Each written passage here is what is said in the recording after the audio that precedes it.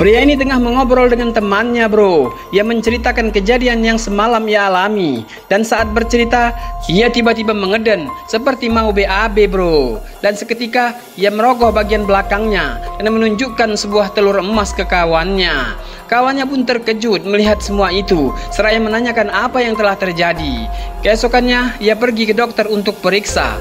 Namun baru juga ditanya si dokter, ia tiba-tiba mengeden dan kembali mengeluarkan telur emas. Dan dokter itu pun terpana melihatnya. Ia batal memeriksa si pasien dan justru menjadwalkan ulang pertemuan. Dan ia pun tak lupa meminta telur emas yang makin lama makin besar itu, bro. Begitupun saat lagi berduaan dengan pacarnya, ia tiba-tiba kembali ngeden. Dan kali ini ia menjerit kesakitan.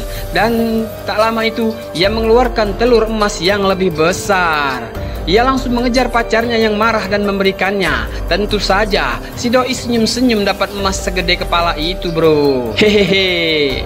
Selang beberapa hari kemudian ia dipanggil bosnya. Bosnya marah-marah karena ia banyak ulah.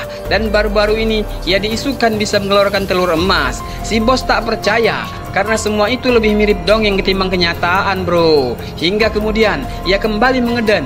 Dan kali ini lebih mirip seseorang yang akan melahirkan, bro. Sakitnya bukan kepalang, bahkan membuatnya jatuh pingsan.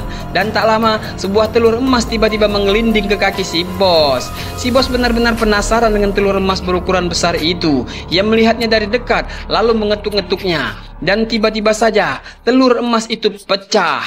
Dan saat itu terjadi sebuah keanehan pun muncul. Kaca jendela tiba-tiba pecah dan di luar terdengar seperti terjadi sebuah ledakan. Tapi si bos mengacuhkan dan kembali melihat ke arah telur emas itu, bro. Ia melihat dan mengintip ke dalamnya. Ternyata di dalamnya ada dunia seperti yang ditinggalinya. Dan ia pun kesal setelah mengetahui bahwa selama ini mereka hidup di dalam sebuah telur emas, bro.